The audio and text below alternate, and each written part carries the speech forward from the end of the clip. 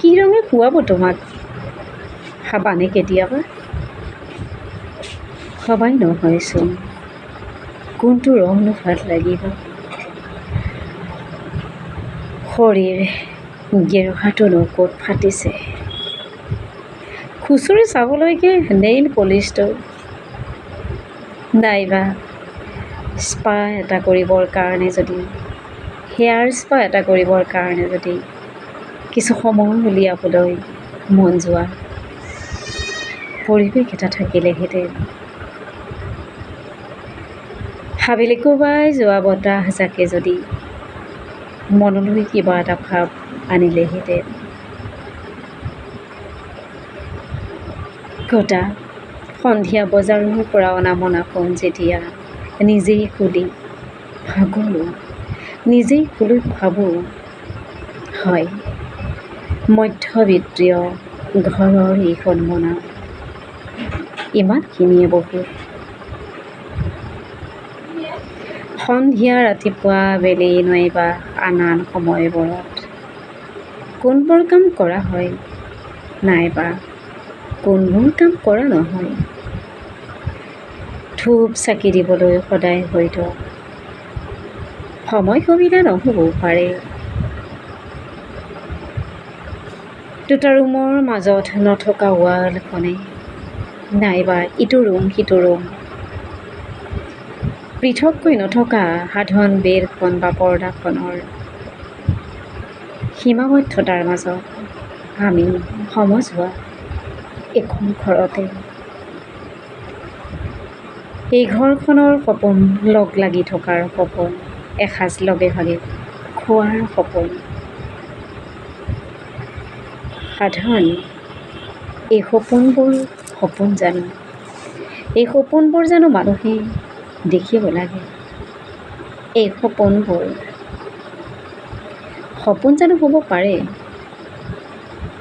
পুৱা গধূলি ধূপ চাকি নজ্বলিবও পাৰে। দুটা চফা ছেট নাথাকে, এটা চফা ছেটত হয়তো কাপোৰ পৰি থাকিব। ভাল পাবলৈ এশবাৰ ভাবিব লাগিব কাৰোবাৰ সৈতে এষাৰ কথা পাতিবলৈ সময়ৰ নাটনি। ব্যস্ততা কেৱল ব্যস্ততা। ডাঙৰ হৈ আহি পঢ়া শুনা কৰাৰ সময়ছোৱাতে দেখোন লোককেই পঢ়াব ধৰিলোঁ। সেই টিউচন, নিজৰ খৰচ উলিওৱা, এই ব্যস্ততাবোৰে বাৰু জিমলৈ কেতিয়াও যাব নকয়। এই ব্যস্ততাবোৰে আমাক বহু কথা ভবাৰ পৰা আঁতৰাই ৰাখে। ব্যস্ততাপূৰ্ণ জীৱনৰ কাৰণেই হয়তো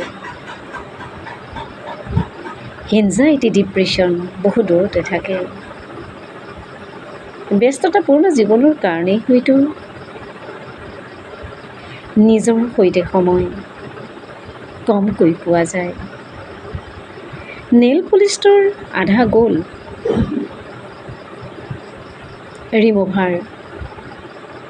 ৰিমুভাৰটোৰে তাক উঠাই দিবলৈ বাকীখিনি চেষ্টা কৰা নহয়গে, কাৰণ আমি যে মধ্যবিত্তীয়।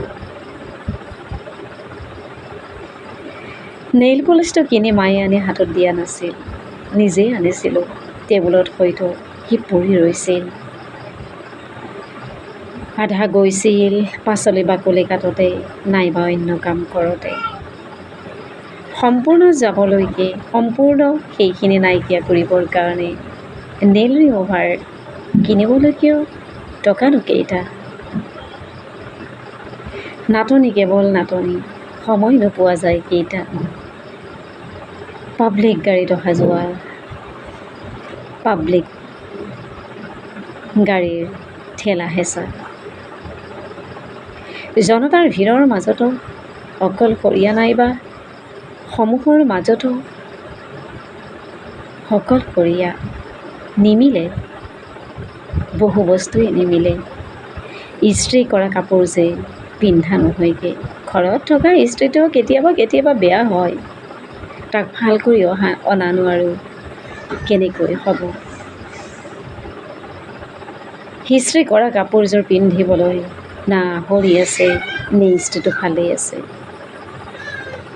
মিলিব নোৱাৰাৰ জাক জমকতা, মিলি যাব নোৱাৰাৰ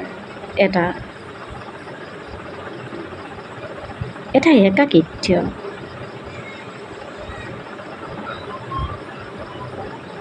কিয়নো অহৰহ নিজৰ পকেটত থকা পইচাকেইটালৈ হয় জানোচা নিমিলে, জানোচা মিলাব নোৱাৰোঁ।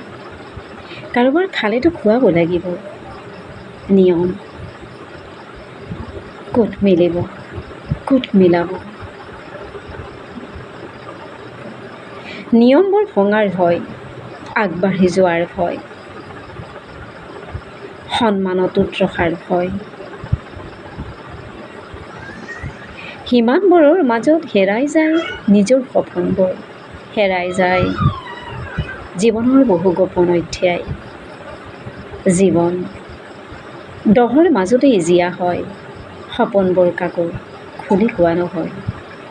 সেই যে ভাই ভনী মা দেউতা একেলগে, ককা আইতা বৰ্তা খুৰা একেলগে, এই একেলগেই আমাৰ যাত্ৰা। এই যাত্ৰাত এটি সপোনে বাট বোলে মধ্যবিত্তীয়। সেইটো মাহৰ দৰমহা নহ'লে আনটো মাহত চলিবলৈ যাৰ টনাটনি, যাৰ এমাহ দৰমহা নহ'লেই চলিব নোৱাৰাৰ আত্মসমৰ্পণ নিৰ্লজ্জ,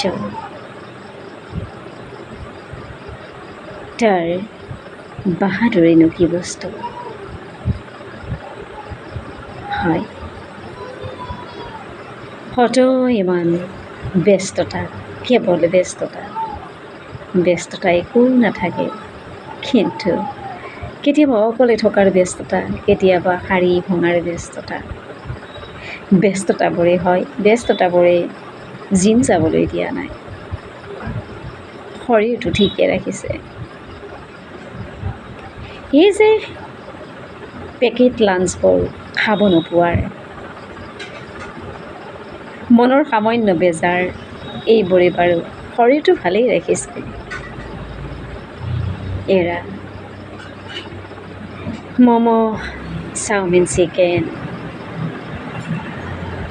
কেতিয়াও আমি নাখাওঁ বুলি ক'বলগীয়া হোৱা নাই, কেতিয়াও আমি খাব এৰিব লাগিব বুলি ভাবিবলগীয়া নহয়গে, কাৰণ আমি মধ্যবিত্তীয় সপোনবোৰ জোৰা টাপালি মাৰি আমি খোজকাঢ়োঁ জিৰণিহীনভাৱে। আমাৰ ভাগৰ নালাগে, আমি বৰষুণত নিতিতো, আমি ৰ'দত ছাতি নলওঁ, আমি ইস্ত্ৰি মৰা কাপোৰ নিপিন্ধোঁ, আমি জিমলৈ নাযাওঁ, আমাৰ সহজতে চলি যায়।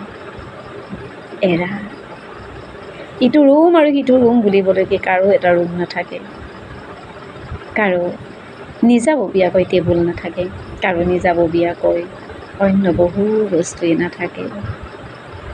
সমূহৰ মাজত আমি অকলশৰীয়া, সেইবাবে